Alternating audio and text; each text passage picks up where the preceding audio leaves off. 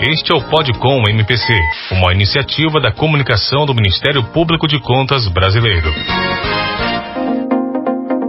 No episódio de hoje, vamos falar sobre a atuação fiscalizatória do MP de Contas sobre o registro do ato de aposentadoria do servidor público. Para responder às nossas questões, convidamos o Procurador-Geral do Ministério Público de Contas do Estado do Pará, Dr. Guilherme Sperry. Procurador, qual a finalidade do registro do ato de concessão de aposentadoria pelos tribunais de contas?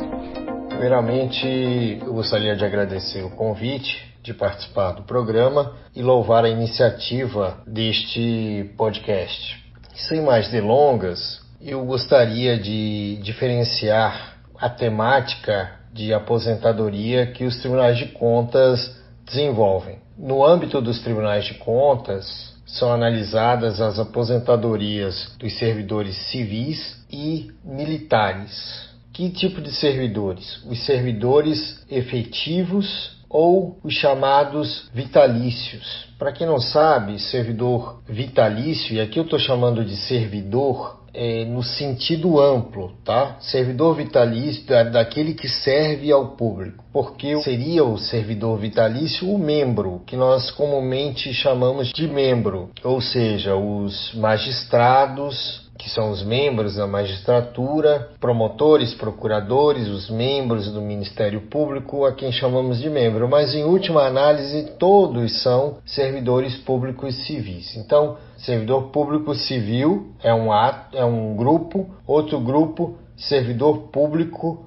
militar, efetivos e vitalícios, ok? Primeira diferenciação. Trabalhadores são analisados, trabalhadores em gerais, aposentadoria de trabalhadores em gerais, por exemplo, de empresas públicas, de economia mista, que tem dinheiro do governo, são analisadas pelo Tribunal de Contas? Não. Por quê? Porque o regime previdenciário dos empregados dessas entidades são o mesmo regime eles têm o mesmo regime previdenciário dos trabalhadores em geral, que é o regime geral de previdência social administrado, gerido pelo INSS. Também os servidores comissionados, os trabalhadores terceirizados que estão no serviço público também não são objeto, a aposentadoria deles também não é objeto do Tribunal de Contas. Por quê? Porque eles são geridos pelo regime geral de previdência social. No âmbito da União e no âmbito dos estados, para esses servidores efetivos e para os ditos vitalícios, existe o chamado Regime Geral de Previdência Social. Então, o Tribunal de Contas vai analisar a aposentadoria daqueles servidores que estão restritos ao regime próprio de Previdência Social, ok? Essa é a primeira diferenciação. A outra questão importante a ser tratada ainda, inicial a ser tratada, é que talvez até mesmo muitos servidores não saibam, é que ao pleitear a aposentadoria e ter a sua aposentadoria deferida pela autoridade do seu órgão, pela autoridade máxima do seu órgão, que é responsável por assinar o ato de aposentadoria, que depois é publicado no Diário Oficial, a pessoa pega, saiu minha aposentadoria no Diário Oficial, ok, vou para casa, vou botar o pijama, vou cuidar da minha vida. E ela pensa que está resolvida a sua situação. E não é assim que funciona. De acordo com a jurisprudência do Supremo Tribunal Federal e a corrente majoritária da própria jurisprudência, também não só do STF e dos juristas, da quem chamamos aí no juridiquês de doutrinadores, do direito, a corrente majoritária, o entendimento majoritário é que o ato de aposentadoria do servidor público, esse que é analisado pelo Tribunal de Contas, aquele do servidor vinculado ao regime próprio de Previdência Social, ele é um ato complexo. E aí eu sei que você vai me perguntar, mas Guilherme, o que é isso, ato complexo? É que esse ato, e é por isso que eu chamei a atenção dos que até servidores não sabem disso, é que a aposentadoria, para tentar usar um palavreado mais próximo do coloquial, é para dar concretude àquela aposentadoria, ou seja, para que ela efetivamente esteja consolidada, ela depende também usando um palavreado mais próximo da sociedade, para que ela seja validada, ela depende de duas validações, vamos dizer assim, da autoridade máxima que assinou o ato de aposentadoria e publicou para ser publicado no Diário Oficial e que foi remetido ao Tribunal de Contas para ter uma segunda validação, que é o registro pelo Tribunal de Contas desse ato de aposentadoria. Então esse ato só vai estar aperfeiçoado, por ser um ato complexo, com a validação, usando aqui uma palavra mais coloquial, das duas autoridades que detêm essa competência, de acordo com o ordenamento jurídico. Então, a partir do registro daquele ato pelo Tribunal de Contas, é que efetivamente o servidor pode respirar assim, graças a Deus, estou aposentado. Qual o papel do Ministério Público de Contas na análise dos atos de registro de aposentadoria? Para explicar o papel do MPC nesse contexto, nós temos que dizer para o nosso ouvinte que o MPC ele atua em praticamente todos os processos do Tribunal de Contas, praticamente todos. Nesse processo especificamente, para explicar a atuação do MPC, eu quero retomar como que ele chega, como se dá essa situação. Na pergunta inicial, eu procurei explicar para as pessoas, para os nossos ouvintes, que tipo de aposentadoria vem para o Tribunal de Contas. Então, retomando o que eu havia dito, o servidor pede a sua aposentadoria, a aposentadoria é validada lá no órgão de origem dele, a autoridade máxima assina e é publicado no Diário Oficial. Os tribunais de contas têm normativos próprios para esse tipo não só para esse tipo de processo, mas para esse tipo de processo também. Então, a autoridade, e a sua assessoria deve estar atenta aos prazos e à documentação que precisa ser encaminhada junto com o ato de aposentadoria. Toda essa documentação, todo esse arcabouço de documentação vem para o Tribunal de Contas e dá entrada no Tribunal de Contas, na Secretaria do Tribunal de Contas. Saindo da Secretaria de Tribunal de Contas, vai para a unidade técnica. A unidade técnica vai analisar essa aposentadoria, toda essa documentação e vai, se entender que está tudo ok, vai fazer um relatório pelo registro daquela aposentadoria, um relatório opinando pelo registro daquela aposentadoria. Se entender que há irregularidades, normalmente vai abrir diligências para correção ou apresentação de documentos complementares. Entendendo que está tudo ok, opina pelo registro de aposentadoria. Entendendo que não está ok, vai opinar pela denegação do registro, ou seja, pela não validação daquele ato de aposentadoria. Terminada a instrução, vem para o Ministério Público de Contas, que também vai fazer uma análise de tudo o que consta do processo. E ali também poderá entender que há parcelas que divergem da unidade técnica. Entender que há parcelas que não estão corretas e solicitar a correção dessas parcelas, pedindo então ao relator do processo a reabertura desse processo.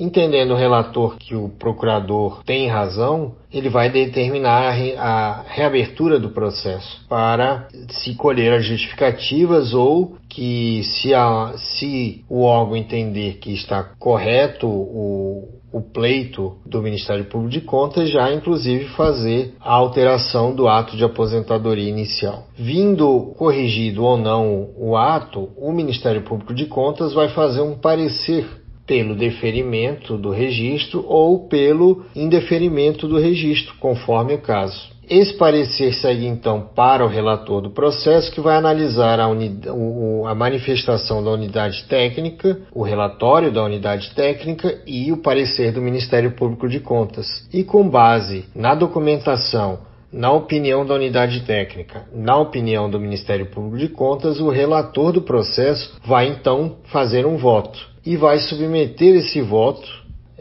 ao plenário do Tribunal de Contas para então termos a decisão, o acórdão relativo àquele processo, cada processo de aposentadoria. Se for pelo registro, ok, é como eu falei na resposta inicial, na primeira pergunta, o servidor pode respirar aliviado e está tudo certo e não vai haver problemas. Se houver a denegação ou se for determinada a correção do ato, o órgão, então, a autoridade do órgão responsável pelo ato terá que corrigir esse ato.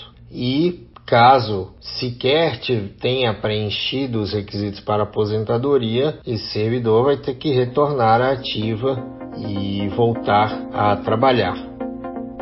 Procurador, poderia nos explicar como se dá a aposentadoria dos militares?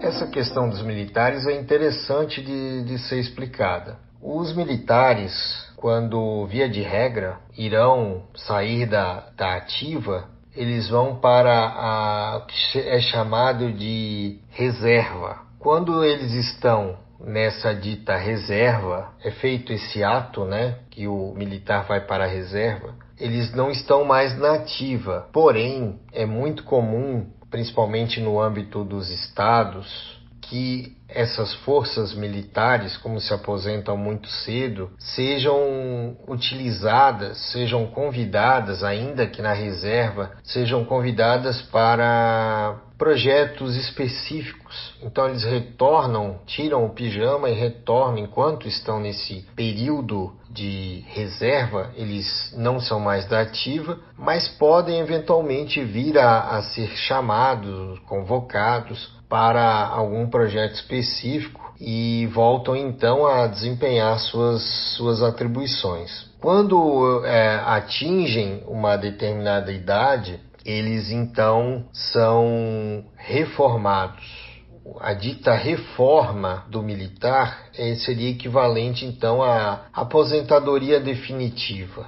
Ela também, a reforma pode acontecer por outros casos, e aí eu vou citar aqui para casos mais simples que as pessoas vão facilmente compreender, que é a situação de invalidez permanente ou da pessoa do militar não ter mais condições físicas para o exercício das suas funções. Então, normalmente a legislação nesses casos prevêem que ele seja reformado e não fique naquela condição de reserva. Mas aí cada polícia militar tem, e no caso do Exército, Forças Armadas, tem seus normativos próprios e precisaria então analisar caso a caso. Eu só estou querendo explicar situações mais simples e diferenciar a reserva da reforma para que as pessoas saibam e entendam que a aposentadoria que a gente escuta,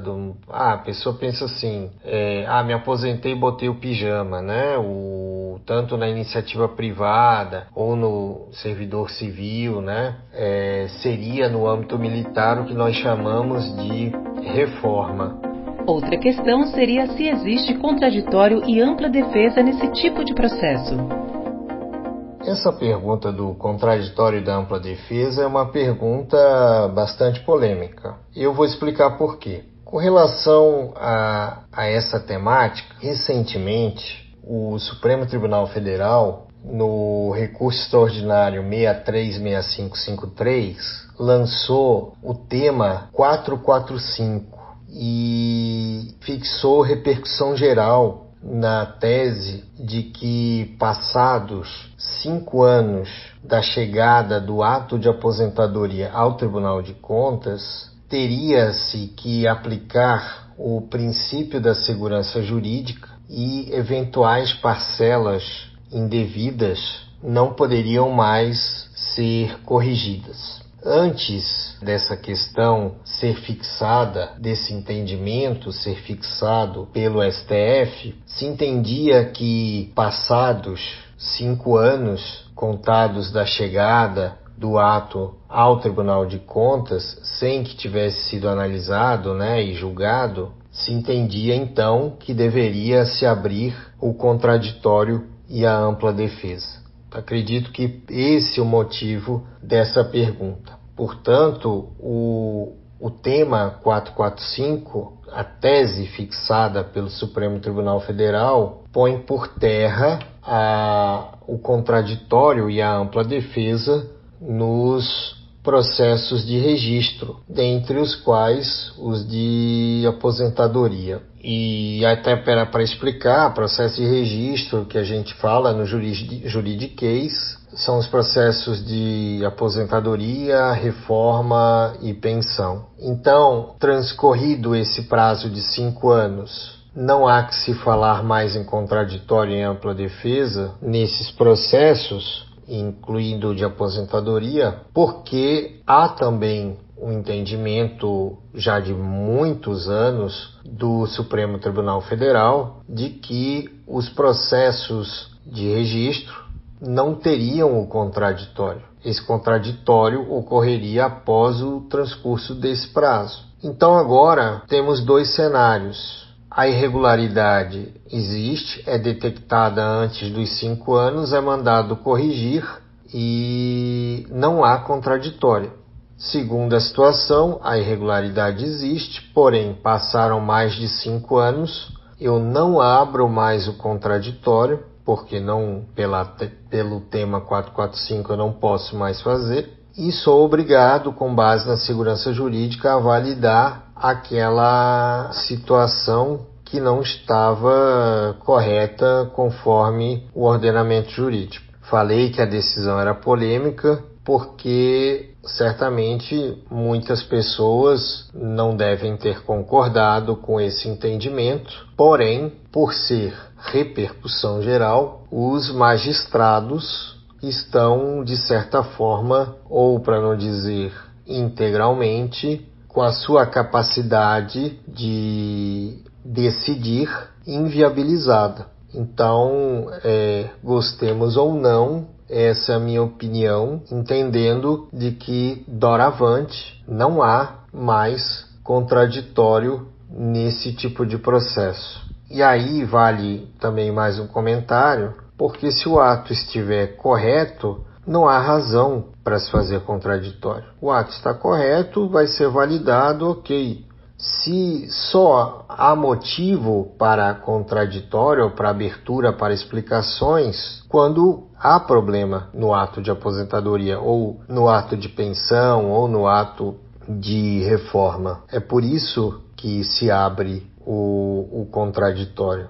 E se abria, na verdade. Com esse novo entendimento da consolidação do direito no patrimônio jurídico do inativo, então não há mais que se falar em contraditório e ampla defesa nos processos de aposentadoria.